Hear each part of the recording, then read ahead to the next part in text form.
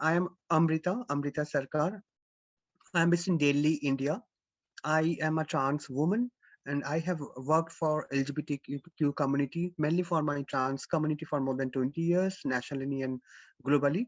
I'm associated with couple of national and global, entities that I'm not talking about much. But yes, so I'll definitely go through the flows of the conversation.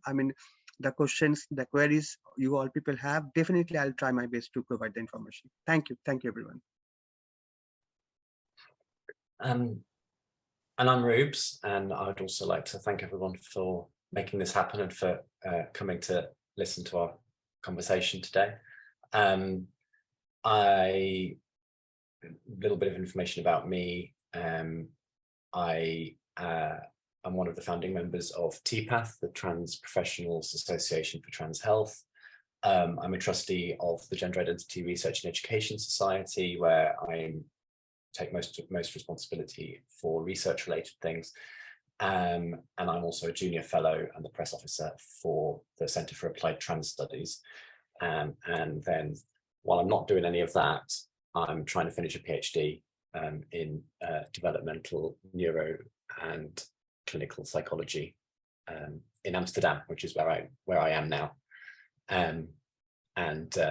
When that's eventually done, I will go to Toronto and where I'll be working on looking at effects of hormones on cognitive aging and extending what little is already known about that from the point of view of menopausal cis women to include trans feminine spectrum people as well. So that's my background and why I'm here. So yeah, hi. Thank you so much. So I think we can begin with, as Amrita said, the diversification of trans identities, the emergence of diversification. If we can begin our discussion from there and how the present scenario, then we can come into the present scenario and we can comparatively discuss between the India and South Asian countries, because not only India, in Pakistan, Bangladesh and Sri Lanka, everywhere this trans identity is very new, because everywhere this Ijra community was predominant. So if we can begin our discussion with the emergence of diversification of the trans identities, and then we move to the present scenario and comparative study, that will be, I think, great. What do you think? That sounds good. Okay. Amrita, can you please tell us about the emergence of this diversification of trans identities in India? Because as we have mentioned, like, it wasn't there. So what was there before, and what kind of changes the 2014 historic judgment brought to trans communities in India, if you can explain us? And I would like to, I would like to tell everyone that before the government of India acknowledged trans identity in 2014, Amrita came out much earlier. So her journey personally, because I know her personally, her journey is indeed marvelous journey, what she has achieved and what she has done. And if we have time, we can definitely love to listen from her journey. Okay, thank you so much. But yes, I'll take you back in the history. Actually, I'll like to give some historical background. If I talk about India and our neighboring countries like Pakistan, Bangladesh, or Afghanistan, and all those places where Hijra identity was there, and also like there was like Mughal kings. So the kings went to to take part in the battle, and then what they did actually to take care of their queens, they tried to they emasculated, they castrated some men, and they like kept them to entertain their queens. And this is because so that they could not have or like sexual or like any physical activity, but they can only entertain their queens. And so like that way, there's the Hijra identity that evolved. And also, if I talk about like Indian epics, Indian mythology, and there are like strong presence of hijra, not hijra actually, but the transgender character. Like if I mention about the god Ardha Nourisher, that means half male and half female god. I mean, Purush and Prakriti. So and also like in Mahabharata, you know that Arjuna actually for 1 year, I mean, he had to, in like cross dress, I mean, as a woman. So these are like small examples. Or if you come to India, if you visit the temples like Khajuraho, Konarak and all, you can see that there are sculptures that depicts that not only cisgender people were there in earlier, but there were like people who were into multiple sexual behavior, same-sex thing. Those are all already happened. The problem started actually, sorry to say, when the British started to rule us, the colonialism, and they actually, they like criminalized the Hijra identity, and then later apart, yes, today we have Transgender Person Protection of Rights Act, but we have come a long way, and it's actually yes. I am with the movement since last 20 years or more than that, but there are other leaders, activists also. So, I mean, we are trying to, give ourselves recognition. And that happened after a long time. And there are like Hijra communities, I mean, they were there from the very beginning. But if I talk about the transgender identity, in India, we use that as an umbrella term, and there are other local identities because in India, we have so many states with our like different native language, different ethnicity, different culture. So even the transgender identity is a very common or generous identity, but yeah, there are like state-specific transgender identities as well. I mean, if you go to the southern part of India, there are identities like Jukti, Jugappa, Jogama, Aravani. If you go to the northeast part of India, the trans community are called Nupi, Manbi. So if you go to Odisha, they are known as like Maichia and all those. So like that. So they all are not necessarily belong to the Hijra culture, the Hijra community, but it's actually the socio-cultural identity, and they have like their own system and protocol to follow. In Hijra family, they have a like a guru or a master who can actually, the top of the family, and they have their own rules in their own family. The main income comes from their like entertaining people on social ceremonies, childbirth and all. But I mean, even these days, I mean, we can see them, asking for money in like public places and all, I mean, of lack of livelihood option and all other problems. Mm, But yes, but trans identity and Hijra identity are not same. Why I'm saying you all this? Because if I talk about the transgender identity, you know it very well. I mean, we have under the transgender umbrella, we know ourselves maybe trans man, trans woman, all other identities. But if I talk about the Hijra and the Kinner is a like their preferred actually identity. That's quite different. So one is a sociocultural identity and other is a gender identity. Yeah. So maybe I can stop here and I will answer more as your question goes. Yeah.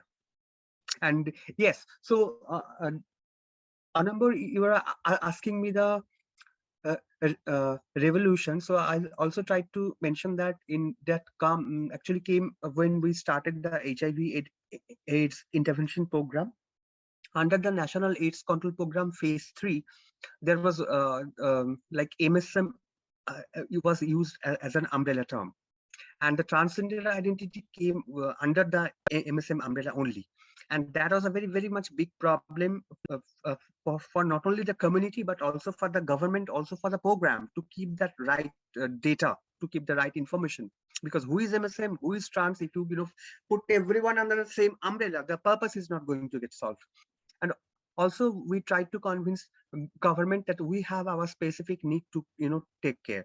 I mean, we are not identified as MSM.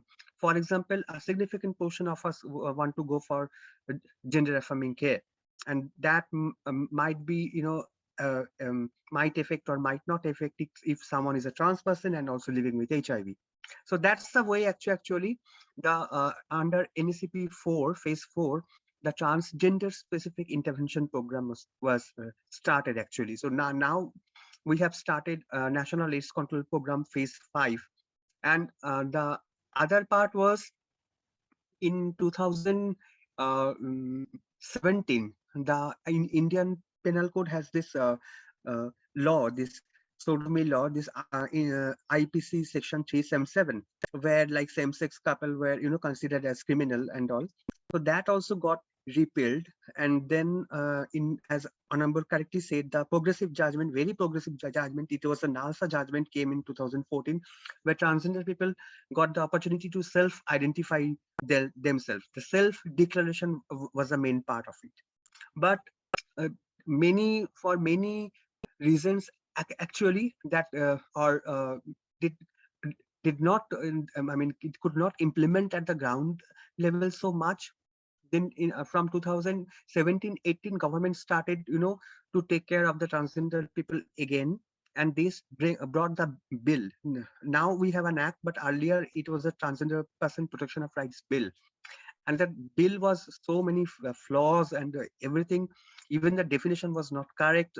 So people like us, we tried to organize, or we tried to raise our voice, sometime going to the ministry, sometime organizing press conference, giving our inputs that these are the areas you need to change. Then finally in 2019 came, like, yes, the Transgender Person Protection of Rights Act. Now it's the rule is also there. Yes, a couple of flaws is still there. Like if I talk about the rape law, then under the Transgender Person Protection of Rights Act, the TG Act, if someone harasses a transgender person, I mean, physically or sexually, the perpetrator can get the punishment for like 6 months to 2 years max. But we know in India, if I'm a cisgender woman, then the perpetrator can get punishment at least for 7 years. And also there is no mention, if I talk about the Hindu Marriage Act, if I talk about the adoption law, if I talk about the property inheritance right. But still, in considering our neighboring countries and other countries, I mean, I can say that we are in a better position because of the Transgender Person this Protection of Rights Acts, and government has also started to consider to give other schemes and all other benefits. I mean, we have a national transgender portal now, that is an online system where a person can register herself or himself as a transgender person and can avail the schemes that comes under government programs. And recently, another important thing has happened, that the Ministry of Health and Ministry of Social Justice and Empowerment, they signed a memorandum of understanding together. So they have came out like there's a national insurance policy is called Ayushman Bharat. Under that, transgender people will also get insurance coverage for taking care of their gender affirming surgeries. But yes, this is yet to happen. The process has just started.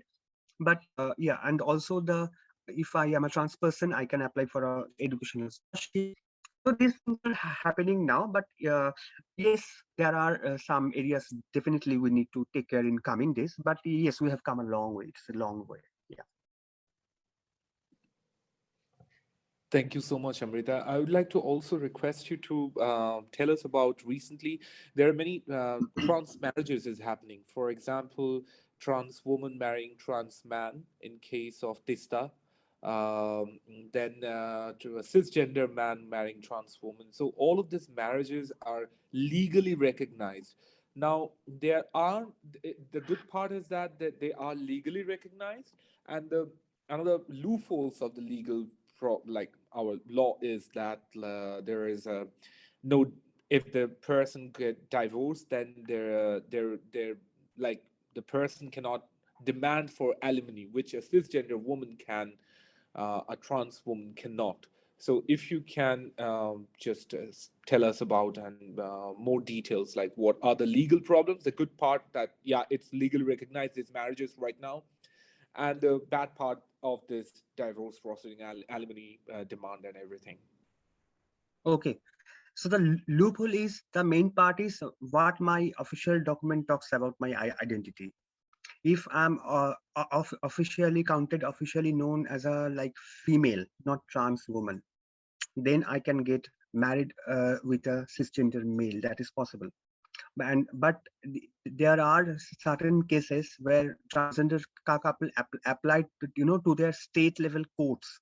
So the state level legal authority could take the decision that okay, these two are like trans people or like same like trans men or trans women, whatever. But the if I talk about the uh, main law, or the like Hindu Marriage Act, there is still mentioned as a male or female only. So, but sometimes state-specific decisions were taken, and that's not also very much. They are also very handful in number. So, if I'm a trans person and my identity, I mean, if I'm carrying a transgender identity on my official documents, and still I have a like trans man or someone who is my partner, then I can, file a PIL, or means like public interest litigation, to my court in my own state, and the court can consider, okay, I mean these people can get married. But in the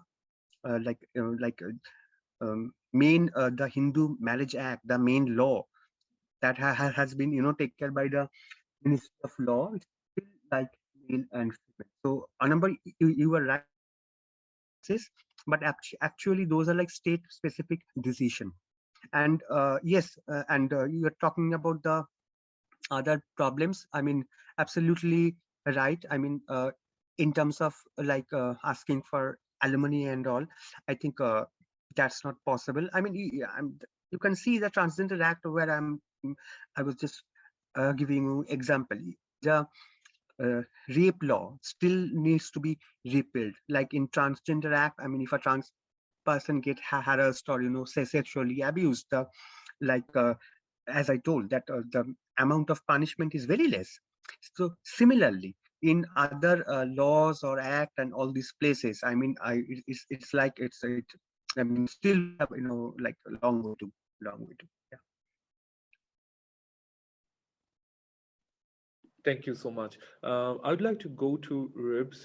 If you can, what's your opinion like? Because you can understand the situation in India right now, and if we can compare the study between Europe right now, because in France, personally, I can tell Paris is just a small exception, and we can judge Paris by France. And France recently, the transphobia is really on rise in France. There are a couple of cases which are coming up, which is really disturbing, very much disturbing. And in terms of oh, Nadia is leaving. Thank you, Nadia, for joining us. Yeah, it's really nice to see you, to have you in our session. Thank you, Nadia. Uh, so that's my question to Ribs. If you can, first of all, just we can see the good part and the bad part, because the transphobia is really coming, really, which personally I'm kind of shocked, because the recent, especially after the COVID and during the COVID, which is coming in France, that's really disturbing. And if you can tell the situation in Amsterdam or Netherlands or overall Europe, if you can tell us more. Well, the country I know the most about would be the UK, Yep. because that's where, well, that's the place where I get to speak as a citizen. But I mean, it sounds like France is going through a similar thing. And I guess a lot of people here will have heard Britain referred to as, Turf Island or Rainy Fascism Island or some variant thereupon lately. Pretty accurate. It's not a great direction things are going in. I think I was kind of struck in a way by just like, even from the very beginning, of course, the colonial imposition of that prohibition, but right down to the problems that are still going on right now, the parallels and the contingency of those problems, the fact that they exist only being the case because of this kind of this really kind of colonial view of gender that is about classifying people into categories and into types. And I think, I'd be really interested to hear, Amrita. I'm sure I kind of hope you're going to disagree with something, because I feel like there's bound to be some holes in my argument. So please do come at me. But what strikes me is that there's, in the UK, with the Gender Recognition Act, as in a lot of other places in the world, it was the argument that being trans is a medical condition that enabled a lot of or at least that was front and center in arguing for a lot of the positive changes that we've had. However, there are obvious drawbacks to that. And I think the conversation about the way in which the sort of born this way narrative essentializes queerness, and how and how that can be quite problematic actually once you get past the first barrier of going, hang on though, I'm a human. And you're then in a position where they're going, yes, but you're this special type of human that needs a special label and that needs to be, that needs to register for access to specialist care and needs to be on a list, whether it's the gender recognition certificates, or whether it's, the registration that Amrita mentioned. So I think what strikes me is that we have a pattern of the structures of really kind of slightly, in a way, almost kind of, a feminism 101 definition of patriarchy, right? Like really, really basic things, like divorce, marriage, rape, all of that. All of those things, and I can point to, I mean, it's not the same, it's, obviously it's hugely different, but, there are specific ways in which, rape against a trans woman in the UK is prosecuted differently and usually with lower sentences. Also, trans men in the UK have been convicted of sex crimes for not disclosing their trans status before having sex with someone. You can't get legal gender recognition without the consent of your spouse if you're already married, which obviously creates all sorts of abusive situations. So we can see that there are, and of course alimony, the idea that should be available only to cis women was really core to, and I will forget the name of the case now because I'm super not a lawyer, but when the sort of gender criticals talk about this idea of sex-based rights, whether they know it or not, that expression in the context of British law has indeed been a thing that trans people have fought against alongside feminists, because sex-based rights was, if you're born with a dick, that's how you're allowed to inherit stuff. But the flip side of that was, then you're not allowed alimony. And so there was a big case, and April Ashley, and actually, yeah, that won some measure of rights for particularly trans feminine people in the UK at that point. So I think the parallels are really striking, and I think that speaks to the nature of the system of gender as we understand it now as something that is a very almost an engineered product of the colonial machine, right? If you'll allow me to be so speak in such grandiose terms, but I think that's probably quite a good way of thinking about it. And I think that in Western Europe at least, and in Britain, a lot of the diversification that I'm seeing around gender identities that people are living is that I think it's increasingly explicit among trans people and our allies that what we're doing here is taking apart this system called gender. We're saying, you can't put me in one of these boxes, or we're saying, if you're going to pick the box, you're going to get it wrong. Like if you want a box, I may or may not be okay with this other box, but you've put me in the wrong one, right? And so I think, there's a lot of stuff to do with how do we as individuals relate to power, and in particular cis heteropatriarchal power. How do we, I think if we look at some of the differences in the ways that a sort of post 2014 India, or more kind of sexological Western medicalized idea of gender transition and so on. I think there's an argument to be made that a lot of the kind of gatekeeping and stuff is around protecting the specific power of white womanhood and white femininity, and granting access to that role only to those who are able to sort of, sufficiently play that part.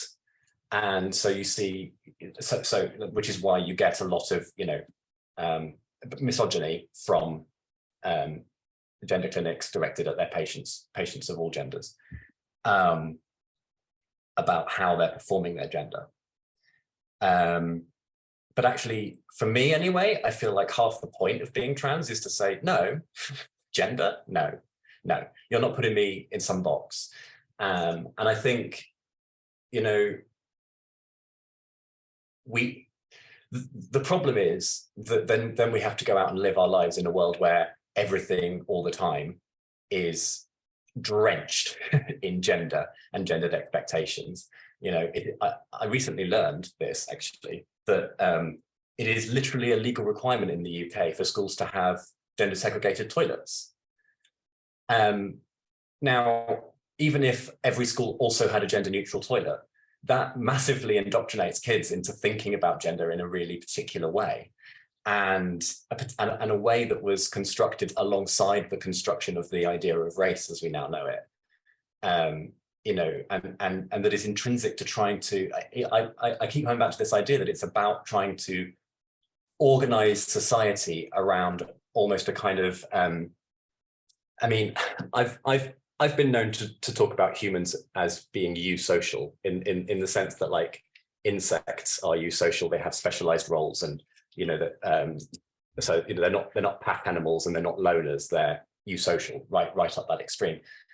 And I think there's merit to that idea, but I also think that we look at the 20th century, early 20th century biology and the sort of policies arising from the emerging knowledges around biology, policies which we would now call eugenics largely. And I think we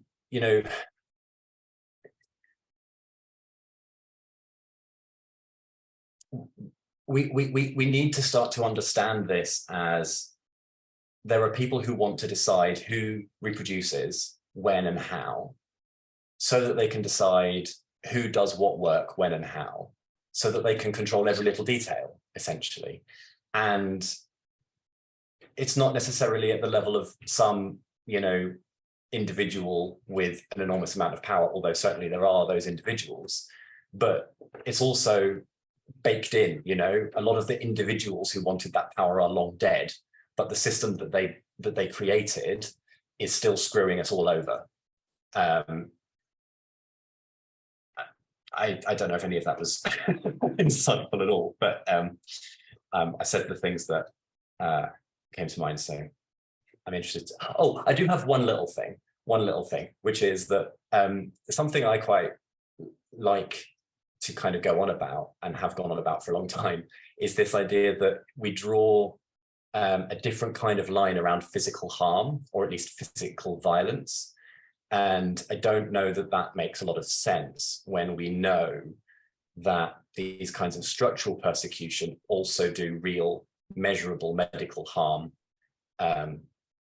in a direct way that is, you know, comparable to deliberately infecting someone with a virus or something like that.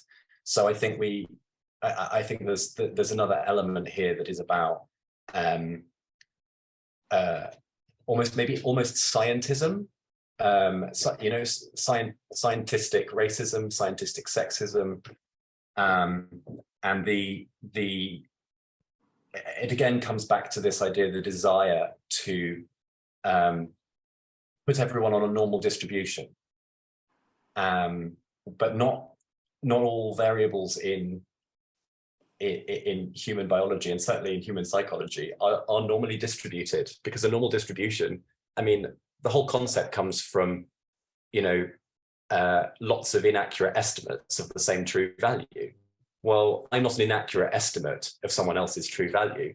I am actually the number that I am, and it's not close to the mean at all, and that's fine. That has nothing to do with how accurate an estimate I am. So even right down at the roots of our statistical methods, and if you want me to go on about that, I will, but be careful. We have this idea of normality and categories baked right in. And then that also then shows up in, you know, whose healthcare is of higher or lower quality, right? Like the research that doesn't get done, the analysis, the flaws in the statistical methods with which data is analyzed, all of these things kind of come together to create direct physical harm, even before you know, start to account for the fact that, you know, via the emotional harm, there's all sorts of other sequelae. So, okay, yeah. And now I'm done ranting. Somebody else. Now, I have a question to both of you, like, because considering the gender segregated toilets and everything, because now these days, what we have seen, every one of us, we are seeing that in the process of de-democratization, the government is giving up all the I don't know how to put whether this word is proper, responsibility or something, but the gender minorities, we really need the protection, because first of all, if you consider about the discrimination, first of all, in India, Amrita knows many cases like this, where the person who is suffering from gender dysphoria cannot even finish their schools because of the abuse, because of abuse from teachers also. Because Amrita herself has been gone through this, because her parents being called in her school because she was bad in school or she was anything, because extreme femininity.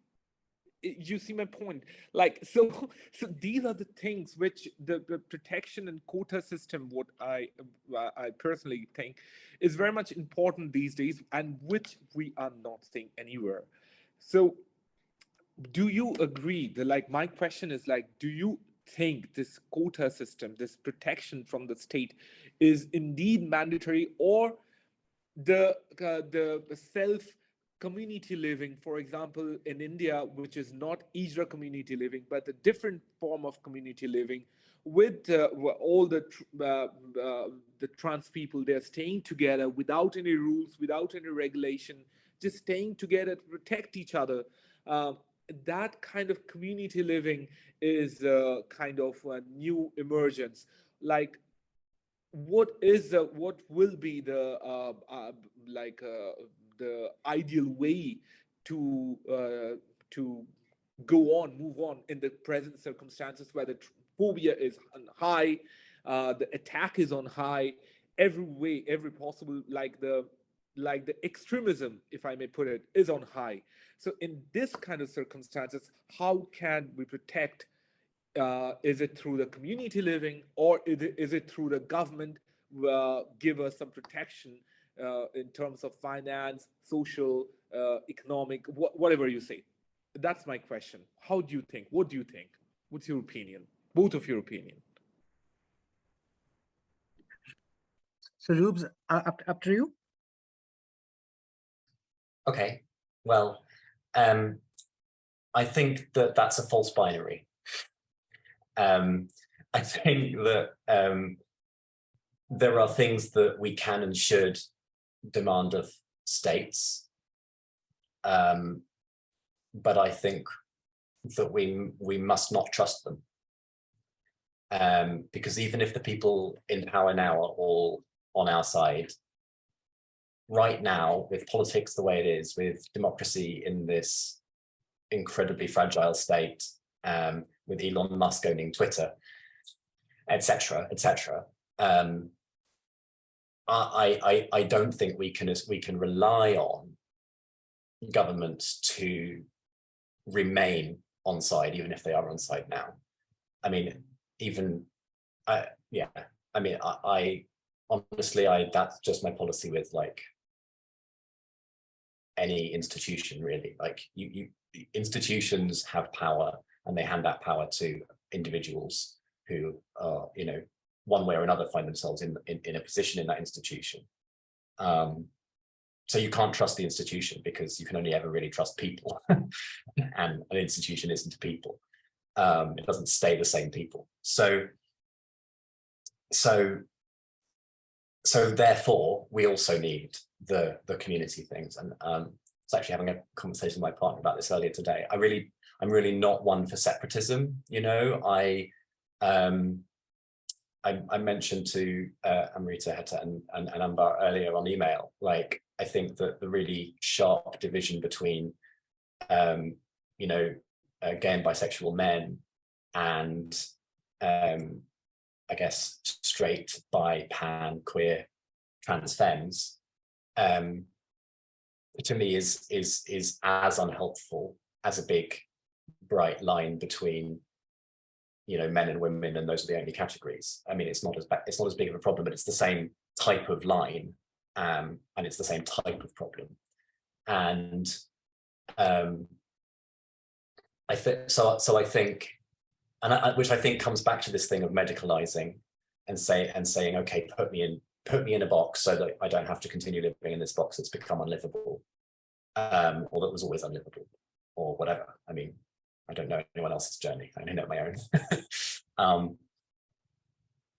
So my point being then that I think I don't want to divide off from, I certainly don't want to divide off from the rest of the LGBTQ community. I think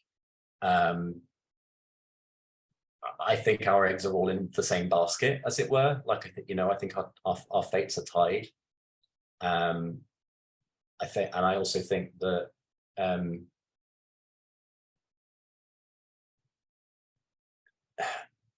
you know, if I would create a sort of, you know, the independent state of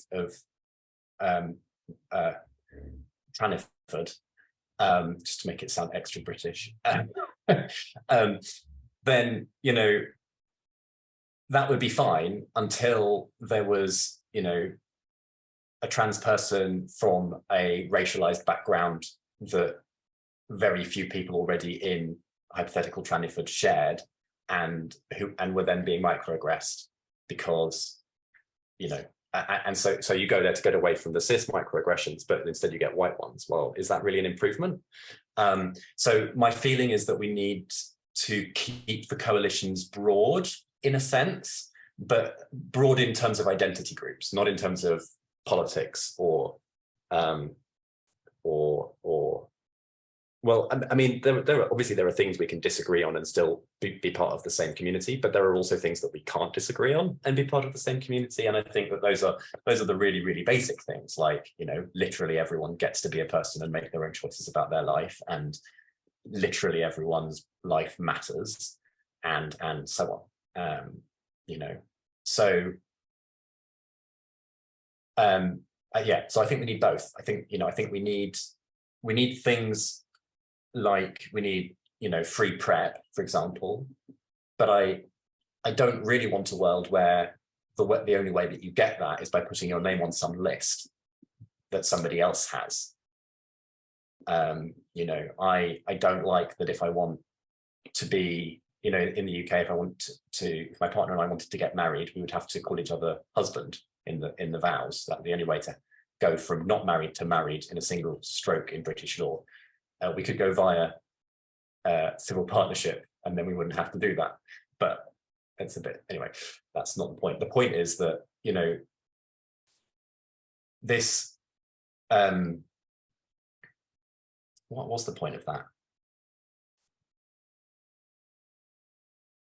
Oh, I don't know. I've lost my train of thought now. Sorry. I think you have a question already. Right. Okay, so yeah, so you know, I was listening to Reubs and also thinking, I mean, in our condition and situation in different countries, in different perspectives, because as you know, the coin has a both sides. So I mean, Anambar, I think you had a session with some Hijra identified people, right? And I am not sure if they have also talked about their problems, because No, they didn't. sometimes Yeah. because sometimes the violence is also within the community. Within the community, exactly. They didn't want to talk about, and I didn't press.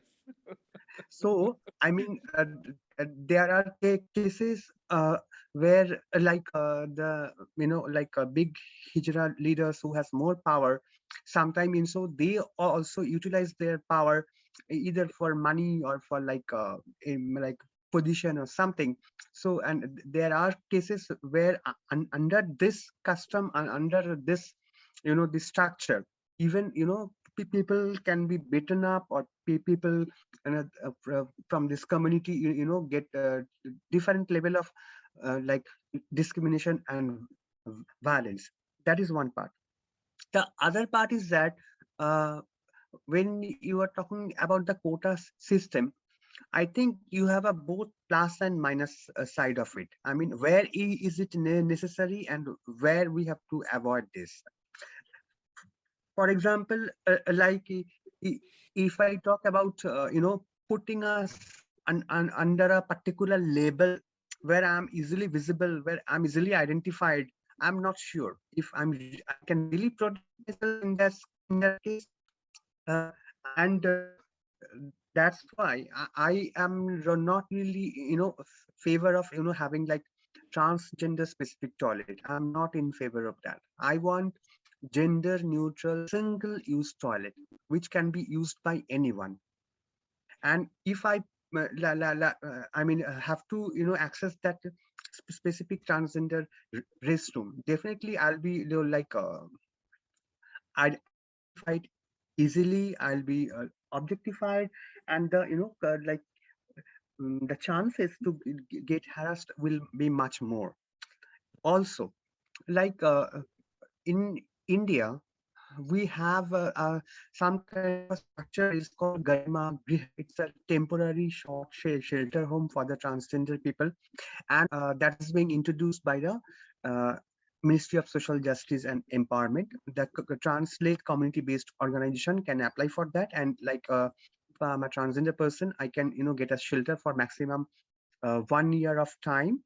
And definitely there's some condition that I have to, you know, be like less than 45 years of age and all those things. But yes, and we have seen the cases. I'm giving you real life example. This happens a couple of months back. There was a case when a trans man, you know, like he left his family and started to live in a this kind of a like government sponsored shelter home. And his father is a policeman actually. And so he was so like eager to get the uh, her trans kid back in home. He went to that shelter home. And as I told you, it's run by the community led organization, and all of them were trans identified people. And they took those people who are staff of that shelter home who are trans identified. They took put them into lockup, they beaten them up. So this is happening in a government structure only. So that's why, like, I was thinking, okay, I mean, if I am not safe enough, I mean, even within the government system, I'm not safe enough. I'm not safe enough within the community structure also. So how we can sort it out? The only, yeah, the only thing is that, I mean, if I can identify the root problem in Indian context, see, there's a Transgender Person Protection of Rights Act, but there are some things under this act which are still in like pen and paper. It's not getting implemented. Also, there are several cases, lots of cases. I can give you lots of example. I mean, now the government, is trying to protect us through this act and all these things. But in a government hospital in the capital of India, I was interviewing a gay identified guy actually for my study regarding access to healthcare a couple of years back. And he was saying that like a big government hospital, I mean, he went there with his mother, and he saw a trans woman who was like bleeding her, and she was in a very bad condition. She was crying and all. And he tried to help the trans woman. He went to the counter and requested that so that the trans woman who was bleeding, I mean, she could give in the preference and can get the service earlier. But the reaction from the staff was like, oh, these people can come every day, they are into sex work, they're the transgender people and all, they don't have anything to do. Let her stand like that. I will take care of my so-called state people, normal people first, when her turn will come. So this is the attitude. So that's the thing. I mean, even the things are in place, are we really implementing in a meaningful way? I mean, how you can implement it when your staff, when the departments are not sensitized enough? So that's the thing, that like changing the law, changing the act will not change the mindset of the people overnight. You have to train each and everyone. I mean, if I'm in a school, there is no gender sexuality curricula. So that's why there's a huge rate of dropout because of lack of awareness around our community. And I get information, I get experience, like from my community, that if someone is invited in a like uh, government office or institution, the sometime it happens also, the security, the gate man, they create the problem. Who are you, why you are here, and all these things, without knowing, oh my god, he or she is invited for a special purpose. That's the thing. I mean, the uh, approach is mostly the bottom to I mean, top to bottom level, but we have to like go to bottom to top. I mean, from the gate man, from the security level. If I talk, if I'm talking about a school or college, it's not only professors, not only the teachers or the lecturers. You also have to train your staff would deal, your admin staff who deals with your accounts, when day to day the student have to interact with them, the gatekeeper, everything, everything. That is the missing part. So I think that is a area. I mean, if I talk about healthcare, if I talk about education, if I talk about livelihood, anything, if any basic services, until and unless we, like we spread awareness as much as we can, and that could be through the community leader, through the community voices only. Then only it can happen. Without involving us, if they can take decision on their own, they can spread the awareness on their own, it's not going to happen. Wow, like it's really very like you, since you have been working for so many years, you are giving us the right picture apart from this thinking what can be really done. I think I'll move into the questions because people started to ask questions. Cynthia, hi Cynthia. I think you have a question. Reubs, can you please answer? Cynthia wrote a question in here in the discussion. Yeah, sure. So for anyone who can't see, Cynthia repeated back to me my saying that I'd like it to be a broad coalition in terms of identity, but not necessarily so much in terms of politics, and she wants to know why. So so my reasoning with that would be that I think if you are building a community, whether we're talking about a town in the middle of nowhere, far away from the fash or whatever, or online, a Mastodon server,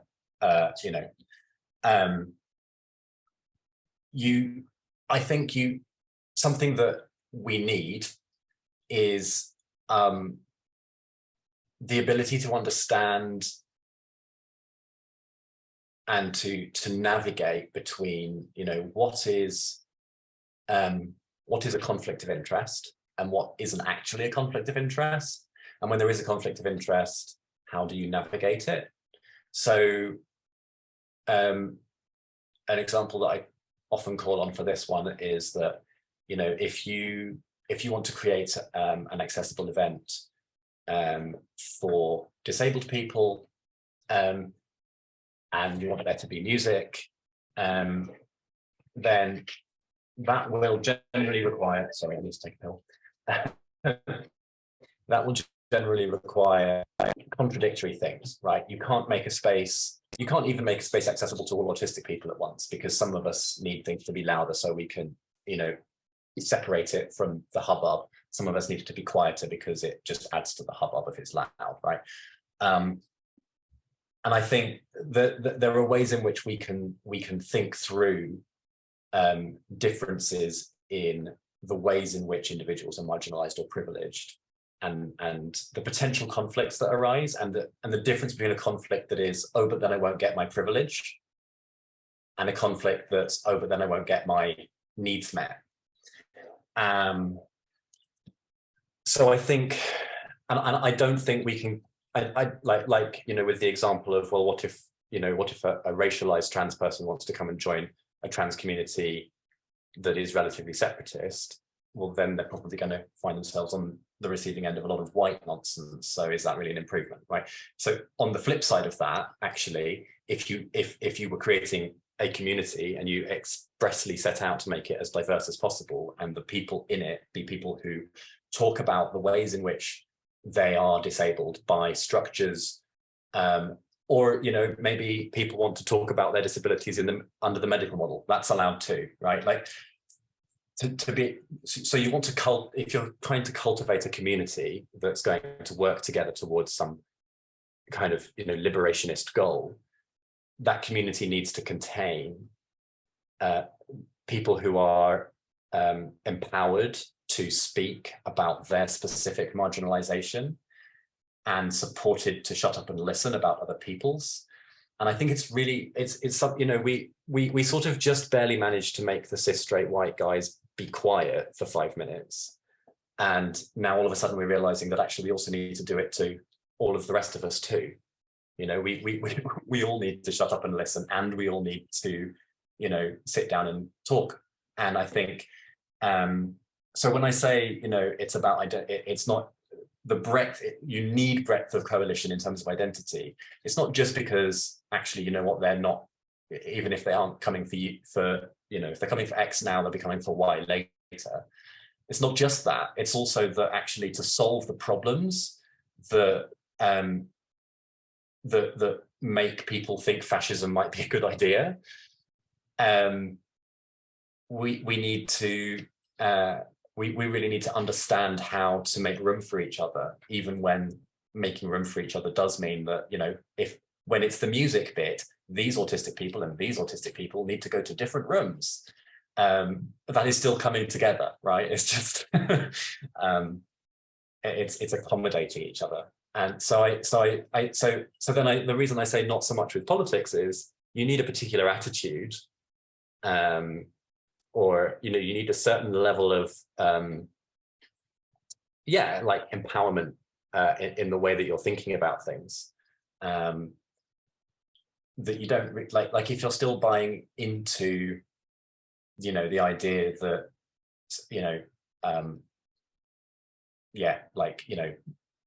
capitalism will save us, like then you're probably not at a point where, but that doesn't mean that you can't come in. It just means that like